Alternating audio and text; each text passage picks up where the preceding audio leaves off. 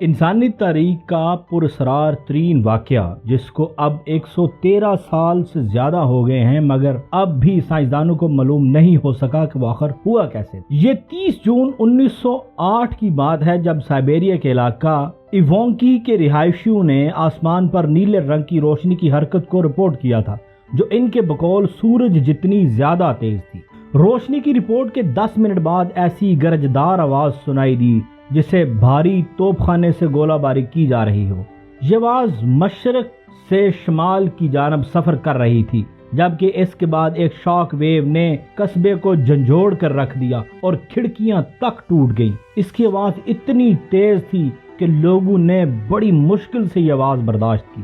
دھماکے کی آواز جس کی لہریں یوریشیا بلکہ برطانیہ تک زلزلہ پیما مراکز نے ریکارڈ کی، مگر ایوونکی اور ارد گرد کے قصبے کے رہائشیوں نے در حقیقت کسی قسم کے حقیقی دھماکہ کو نہیں دیکھا۔ اس دھماکے کے بعد کئی دن تک ایشیا اور یورپ کے اوپر آسمان میں جگمگاہٹ کو دیکھا گیا جو برفانی ذرات بلندی پر بننے کا نتیجہ تھا، جبکہ مختلف ممالک میں بھی ماحولیاتی دباؤ میں تبدیلی دیکھی گئی۔ اگرچہ دھماکہ تو کسی نے دیکھا نہیں مگر اس کے مقام کو ضرور دریافت کر لیا گیا جو مشرقی سائبیریا میں واقع تھا۔ وہاں موجود 800 اسکوائر میل کے رقبے پر پھیلا جنگل یا 8 کروڑ درخت مکمل طور پر غائب ہو گئے اور کسی کو کوئی وجہ سمجھ نہیں آ سکی یہ کیسے ہوا۔ سائنسدانوں کو ابتدا میں ماننا تھا کہ وہ دھماکہ کے اثر کا نتیجہ ہے مگر اس مقام پر کبھی کوئی گڑھا دریافت نہیں ہو سکا۔ مگر جنگل کا جتنا بڑا حصہ مکمل طور پر سپاٹ ہو چکا تھا اس کو دیکھتے ہوئے اندازہ ہوتا تھا کہ دھماکے کی طاقت 10 سے 15 ٹن تھی۔ سائنسدانوں نے یہ جاننے کی کوشش کی کہ آخر دھماکہ کیا تھا اور کیوں کہ ہوا۔ اتنی طاقت کا دھماکہ جس سے پورے کے پورے شہر تباہ ہو سکتے تھے، مگر اس کے بعد کبھی ایسا نہیں ہوا۔ اور جب سے ہی سائنسدانوں کے ذہن چکرا رہے ہیں کہ آخر ایسا ہوا کیوں تھا اور اس کی کیا وجہ تھی۔ خوش قسمتی سے وہ علاقہ آباد نہیں تھا ورنہ بہت زیادہ انسانی جانوں کا ضیاع ہوتا، مگر دھماکہ کے حرارت کو دور دراز کے قصبوں کے رہائشیوں نے محسوس کیا تھا۔ اس واقعے کے ایک عینی شاہد نے کہا کہ آسمان 2 حصوں میں تقسیم ہو گیا تھا اور جنگل کے اوپر آسمان کا شمالی حصہ آگ سے بھرا ہوا تھا۔ اس کا کہنا تھا کہ اس وقت ایک آسمان میں ایک دھماکہ ہوا اور بہت بڑا کریش ہوا، ایسا کریش جس کو سن کر لگتا تھا کہ آسمان سے پتھر برس رہے ہوں یا گنوں کی فائرنگ ہو رہی ہو۔ اسے ٹنگوسکا ایونٹ کا نام دیا گیا جو انسانی تاریخ کا اب تک سب سے طاقتور ریکارڈڈ دھماکہ بھی ہے، جس سے خارج ہونے والی ہیروشیما میں گرائے جانے والے بم سے 185 گنا زیادہ طاقت تھی۔ مگر ایک صدی سے بھی زائد عرصے کے بعد محققین کے ذہنوں میں مختلف سوالات موجود ہیں کہ آخر اس جگہ ہوا کیا تھا۔ کچھ سائنسدانوں کا ماننا ہے کہ ایک سیارچہ اس دھماکے کی وجہ تھی مگر اتنے بڑے خلائی جسم کے شواہد اب تک دریافت نہیں ہو سکے۔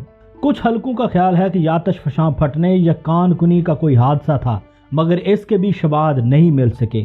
در حقیقت سریبا کے اس خطے کا موسم ڈرامائی قسم کا ہے جہاں موسم سرما کا دورانیہ بہت طویل ہوتا ہے جبکہ گرمی کا موسم بہت مختصر ہوتا ہے، جس کے بعد سطح میں ایسی تبدیلیاں آتی ہیں جن نے اس جگہ کو ناقابل رہائش بنا دیا ہے بلکہ وہاں پہنچنا ہی بہت مشکل ہے۔ جب دھماکہ ہوا تو کسی کو بھی نقصان کے لیے وہاں جانے نہیں دیا گیا کیونکہ روسی حکام کو مختلف قسم کے خدشات تھے۔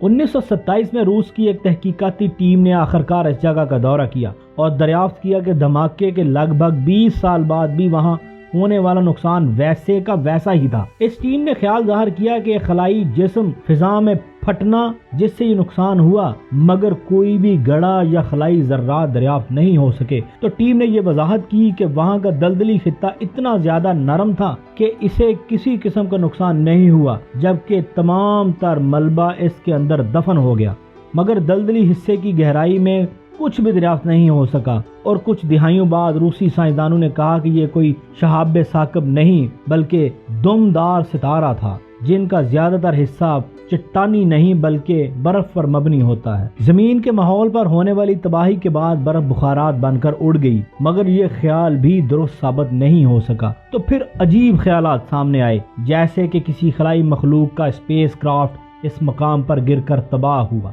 1958 میں محققین نے اس مقام سے सिलिकेट और मकनातीसी पत्थर के नन्हे ज़र्रात को दरियाफ्त किया और मज़ीद तहकीक से साबित हुआ कि वहाँ किसी सतह में निकल की मिकदार ज़्यादा है जो शहाब साकब का एक ज़रूरी हिस्सा या उनसर माना जाता है।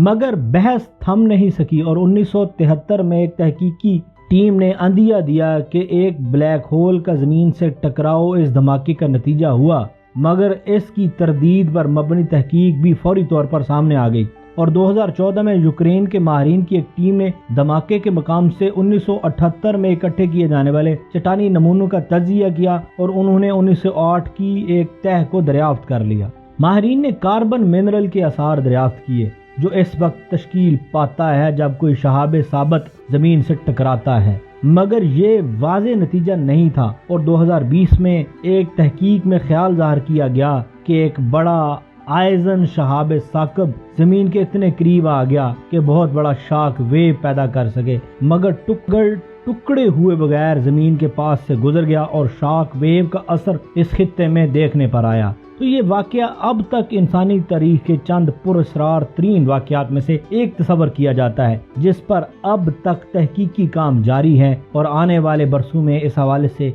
मजीद ख्यालात सामने आते रहेंगे। अभी तक के लिए हमें दीजिए इजाज़त। शुक्रिया।